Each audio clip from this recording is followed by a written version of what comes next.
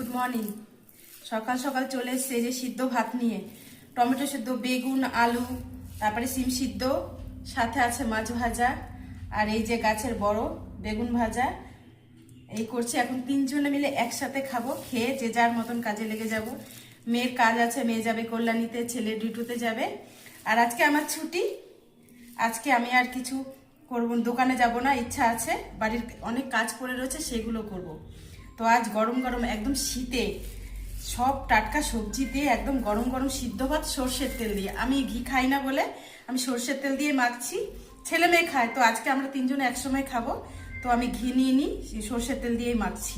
এই যে দেখুন ভাতটা, এই যে এরকম সুন্দর চটকে মাখতে হবে, আর এরকম ভাজাভুজি দিয়ে খেতে হবে, মাছ ভাজা, বেগুন ভাজা।